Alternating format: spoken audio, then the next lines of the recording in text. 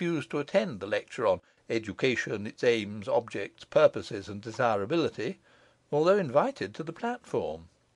Since then the brothers had not met. On the other hand, they never had openly quarrelled. Joseph, by Morris's orders, was prepared to waive the advantage of his juniority. Masterman had enjoyed all through life the reputation of a man neither greedy nor unfair.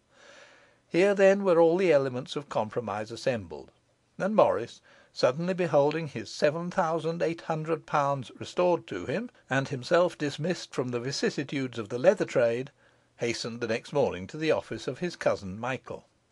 Michael was something of a public character. Launched upon the law at a very early age, and quite without protectors, he had become a trafficker in shady affairs. He was known to be the man for a lost cause. It was known that he could extract testimony from a stone, and interest from a gold mine; and his office was besieged in consequence by all that numerous class of persons who have still some reputation to lose, and find themselves upon the point of losing it, by those who have made undesirable acquaintances, who have mislaid a compromising correspondence, or who are being blackmailed by their own butlers. In private life Michael was a man of pleasure, but it was thought his dire experience at the office had gone far to sober him, and it was known that, in the matter of investments, he preferred the solid to the brilliant. What was yet more to the purpose, he had been all his life a consistent scoffer at the Finsbury tontine. It was, therefore, with little fear for the result that Morris presented himself before his cousin, and proceeded feverishly to set forth his scheme. For near upon a quarter of an hour the lawyer suffered him to dwell upon its manifest advantages uninterrupted. Then Michael rose from his seat, and ringing for his clerk, uttered a single clause. "It won't do, Morris." It was in vain that the leather merchant pleaded and reasoned, and returned day after day to plead and reason.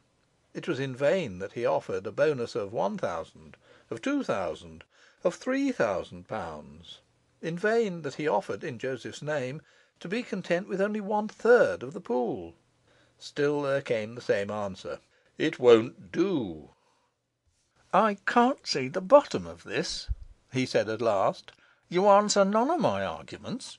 You haven't a word to say. For my part, I believe it's malice." The lawyer smiled at him benignly. "You may believe one thing," said he. "Whatever else I do, I am not going to gratify any of your curiosity. You see I am a trifle more communicative to day, because this is our last interview upon the subject." "Our last interview?" cried Morris. "The stirrup cup, dear boy," returned Michael. "I can't have my business hours encroached upon. And, by the by, have you no business of your own? Are there no convulsions in the leather trade?" "I believe it to be malice," repeated Morris doggedly. "You always hated and despised me from a boy." "Oh, no, not hated," returned Michael soothingly. "I rather like you than otherwise. There's such a permanent surprise about you. You look so dark and attractive from a distance. Do you know that to the naked eye you look romantic, like what they call a man with a history? And indeed, from all that I can hear, the history of the leather trade is full of incident." "Yes," said Morris, disregarding these remarks. "It's no use coming here. I shall see your father." "Oh, no, you won't," said Michael. "Nobody shall see my father." "I should like to know why," cried his cousin. "I never make any secret of that," replied the lawyer. "He is too ill." "If he is as ill as you say," cried the other, "the more reason for accepting my proposal. I will see him." "Will you?" said Michael, and he rose and rang for his clerk. It was now time, according to Sir Faraday Bond, the medical baronet whose name is so familiar at the foot of bulletins, that Joseph, the poor golden goose, should be removed into the purer air of Bournemouth, and for that uncharted wilderness of villas the family now shook off the dust of Bloomsbury. Julia, delighted, because at Bournemouth she sometimes made acquaintances. John, in despair, for he was a man of city tastes. Joseph, indifferent where he was, so long as there was pen and ink and daily papers, and he could avoid martyrdom at the office. Morris himself, perhaps not displeased to pretermit these visits to the city, and have a quiet time for thought. He was prepared for any sacrifice. All he desired was to get his money again, and clear his feet of leather; and it would be strange, since he was so modest in his desires, and the pool amounted to upwards of £116,000, it would be strange indeed if he could find no way of influencing Michael.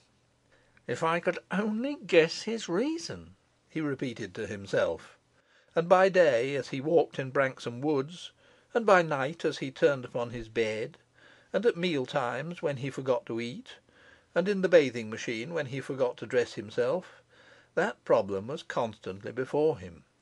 Why had Michael refused?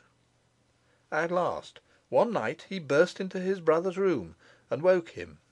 "What's all this?" asked John. "Julia leaves this place to morrow," replied Morris. "She must go up to town and get the house ready, and find servants. We shall all follow in 3 days." "Oh, bravo!" cried John. "But why?" "I've found it out, John," returned his brother gently. "It? What?" inquired John.